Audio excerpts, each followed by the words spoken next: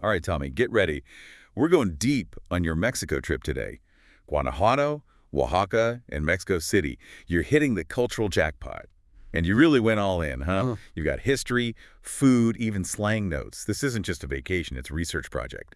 So let's see what we can uncover together. Yeah, I'm impressed. Tommy's done his homework for sure. There's a lot here, but I think we can pull out some really cool stuff to help him make the most of this trip. Okay, Guanajuato first. You marked it as a big historical place, and I see you've got Guanajuato City down as a UNESCO World Heritage Site.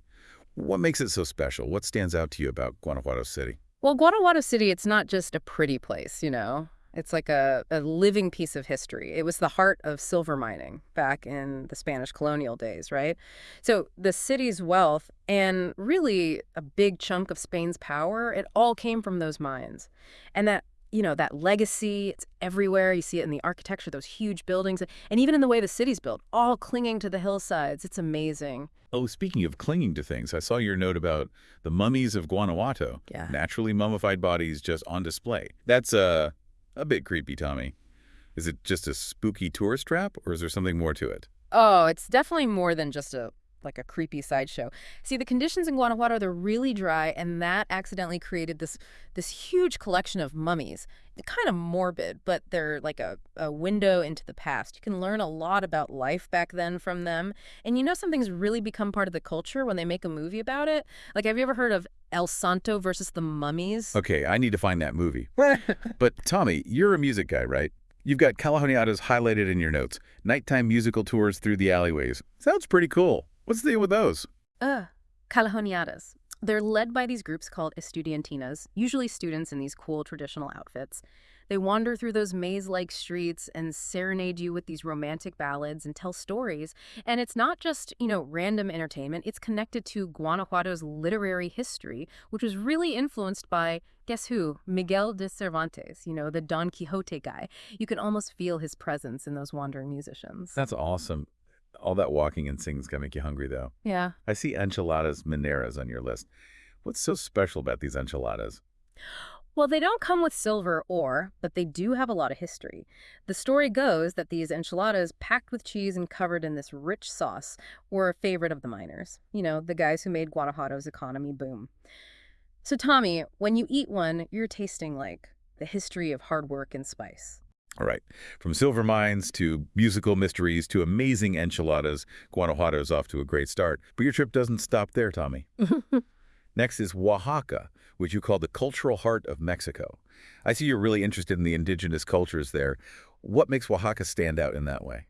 Oaxaca is like a tapestry woven from 16 different indigenous groups, 16, and they each have their own language, traditions, art. I mean, just imagine that cultural richness. You've got Zapotec ruins like Monte Alban with all this incredible astronomical knowledge and a writing system we still don't fully understand, and Mixtec artisans making masterpieces with gold and carefully recording their history in these amazing books called codices. Oaxaca's like a living, breathing museum. 16 different groups. That's amazing. Tommy, I see you've got the Guelaguetza Festival marked on your itinerary. What's so special about this festival? Is it just dancing and food, or is there more to it? It is a celebration, yeah, but it's more like this powerful act of sharing culture and unity. Different communities come together to show off their dances, their music, their clothes, their food. It's an explosion of colors and rhythms and flavors. But the really beautiful thing is the spirit of it. It's all about like solidarity, giving back, celebrating what they share, even though they're different. It's really special. That's incredible. And speaking of food, Tommy, you've got mole written all over your notes for Oaxaca. What's the deal with Oaxacan mole? It's just a chocolate sauce, right? No, no, no, no. Oaxacan mole is so much more than just chocolate sauce. It's like an art form, a blend of all these chilies, sometimes like dozens of them. They roast them perfectly and grind them up with spices and nuts and seeds and, yeah, sometimes chocolate. Every kind of mole has its own personality, like, the smoky mole negro or the spicy mole coloradito. Okay, now I'm getting hungry. But Tommy, I got to ask, did you really write down chapulines, toasted grasshoppers? Are you actually going to try those? He should. Chapulines aren't just some weird food. They're actually sustainable, a good source of protein. And they've been part of the Oaxacan diet forever. Plus, they have this unique flavor, smoky, nutty. Some people say they go perfectly with mezcal. Now you're talking. But Tommy, you know what else pairs well with mezcal? Mexico City. your last stop. And from your notes, it looks like you're ready to be blown away by this mega city that's both ancient and modern. Where do we even start? We start by understanding that Mexico City isn't just built on the ruins of the Aztec capital, Tenochtitlan. It's like it lives and breathes that history. Imagine walking through the Zocalo, one of the biggest public squares in the world, and seeing this huge colonial cathedral right next to the excavated remains of the main Aztec temple. That's Mexico City. Layers upon layers of history and culture and energy. I love that.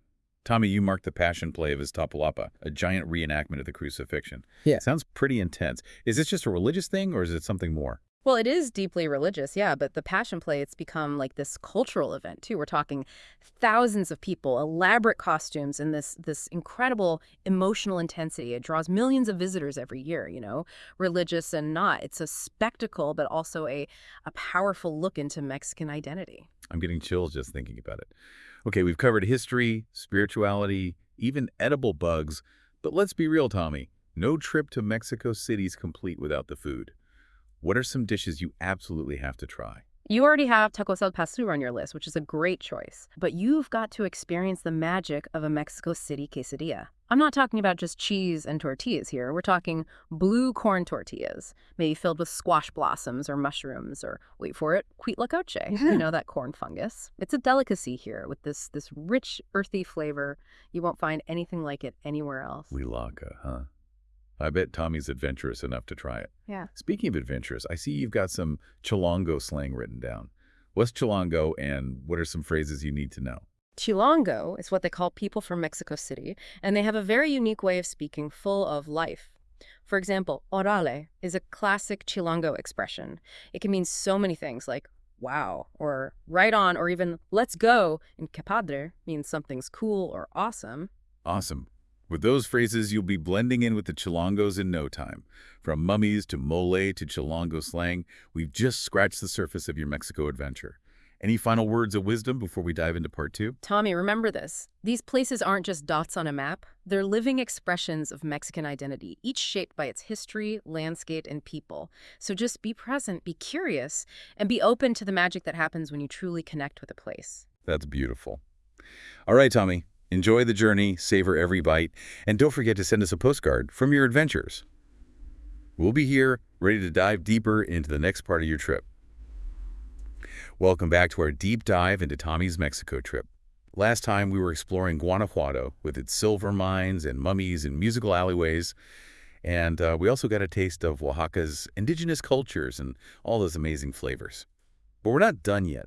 Tommy, your research is like this never-ending piñata of cool facts and hidden gems. What else stood out to you when you were looking through his notes?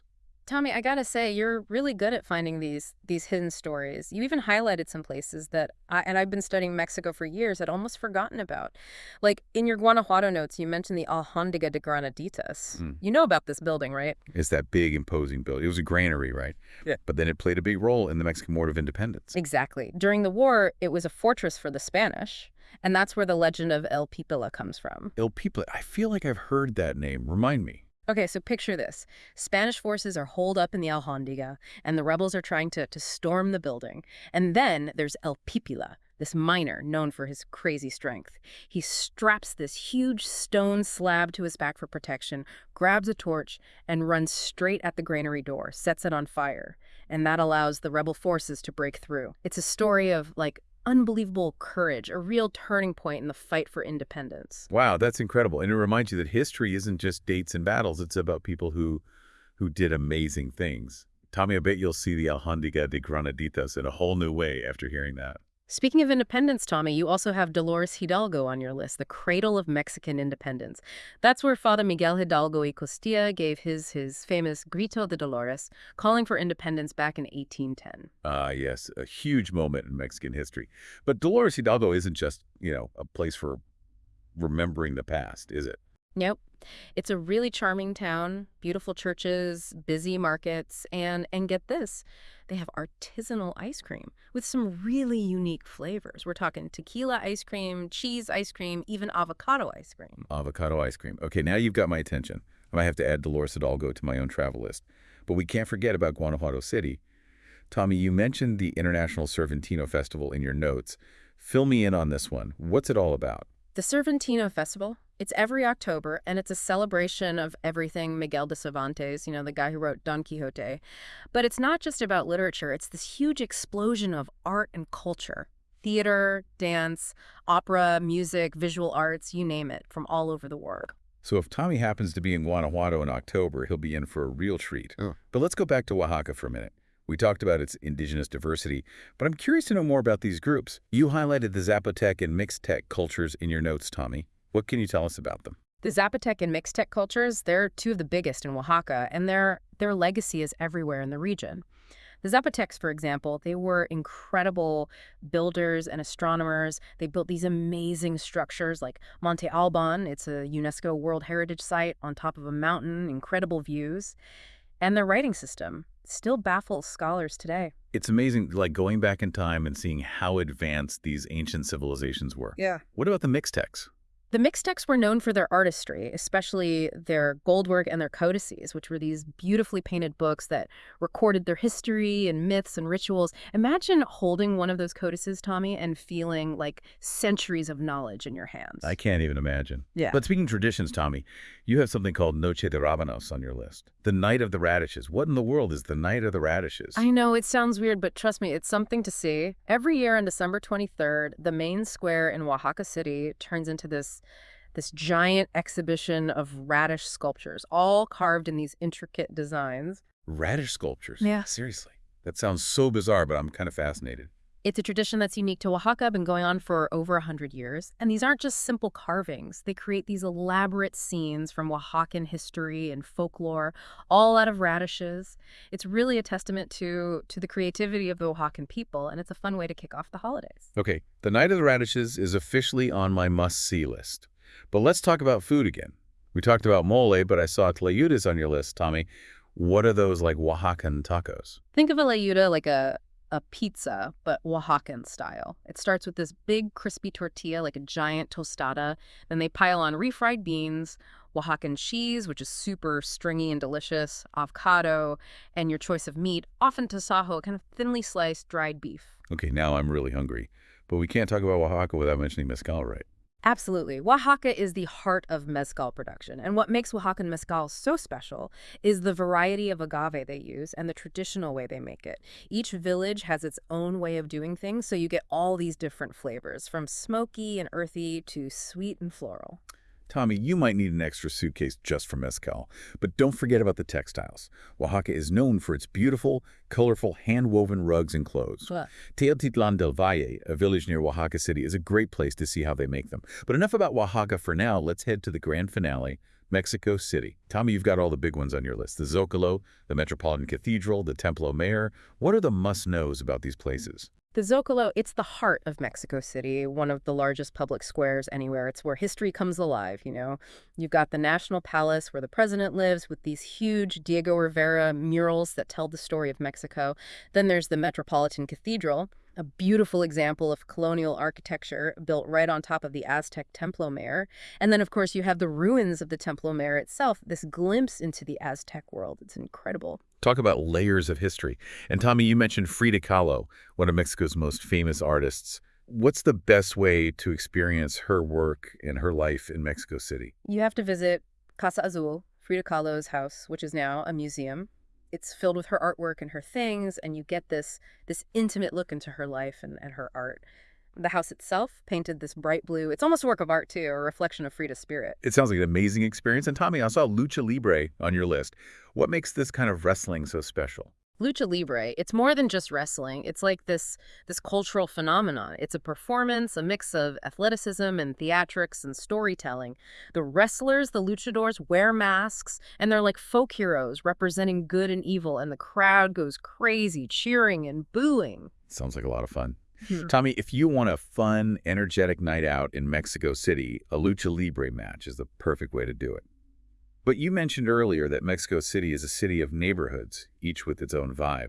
Tommy has the Roma and Condesa neighborhoods marked on his map. What makes those areas stand out? Roma and Condessa are known for their bohemian feel, lots of trees, Art Deco buildings, and a really cool arts and culture scene.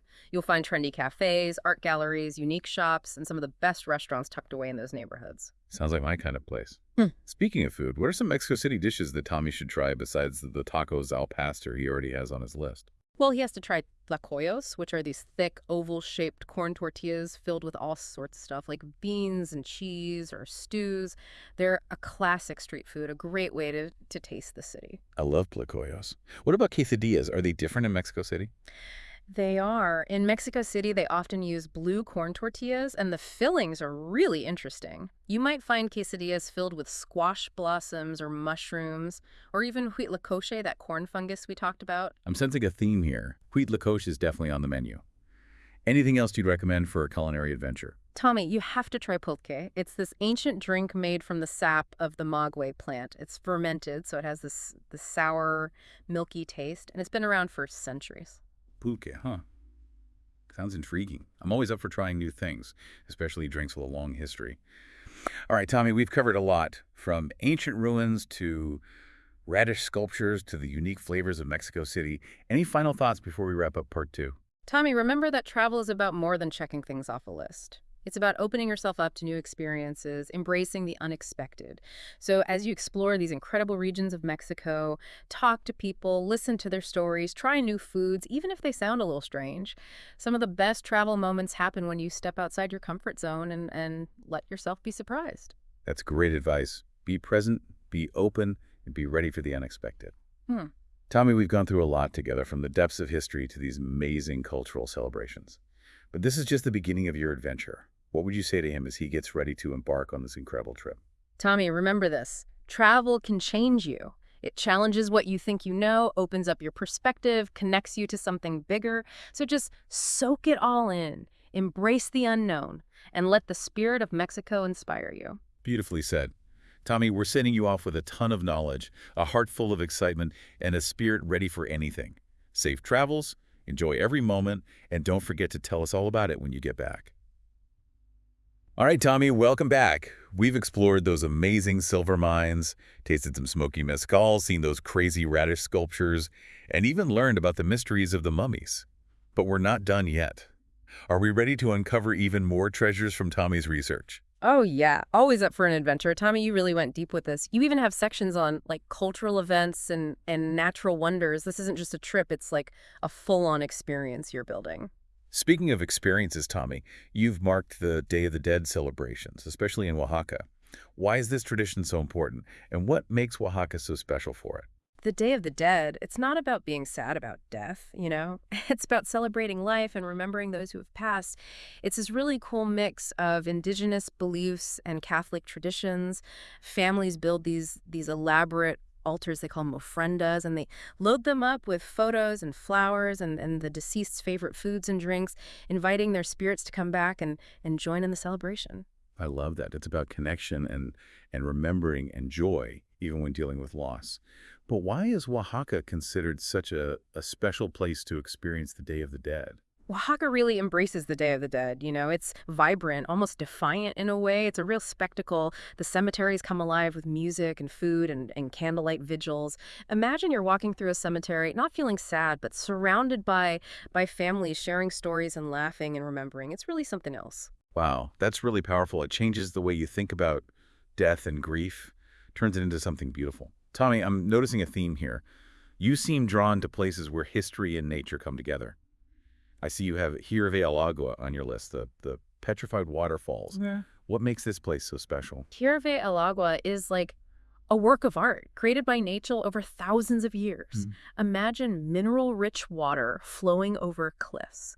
And as it flows, it leaves these incredible rock formations behind. They look just like frozen waterfalls. It's absolutely breathtaking. I've seen pictures, and it looks unreal. But is it just a pretty place, or is there more to it? There's always more to discover, right? Hirve Agua, it's not just a natural wonder, it's got history too. The Zapotecs, remember them? They built this amazing irrigation system there centuries ago. Shows you how smart they were and how connected to the land they were. I love how everything connects back to the people and their stories. It reminds you that even those amazing landscapes are shaped by humans. But Tommy, you're not just visiting these places, you're like really digging deep, looking for those hidden gems. What advice would you give him to help him get the most out of his trip? Tommy, you're obviously a curious guy. You love to learn. My advice, don't just stick to your research. Be open to serendipity, you know? Let yourself get lost in the moment. Talk to people. Listen to their stories. Try new foods, even if they sound a little weird. Some of the best travel moments happen when you step outside your comfort zone and let yourself be surprised. That's great advice. Be present, be open, be ready for anything. Tommy, we've covered so much, from ancient history to these vibrant cultural celebrations, but this is just the start of your journey. Any final thoughts as he gets ready to go on this incredible adventure? Tommy, remember this. Travel can change you. It makes you question what you think you know, opens up your world, connects you to something bigger. So take it all in, embrace the unknown, and let the spirit of Mexico, really capture your heart. Beautifully said. Tommy, we're sending you off with a head full of knowledge, a heart full of excitement, and a spirit ready for anything. Safe travels, enjoy every single moment, and don't forget to share your stories with us when you get back.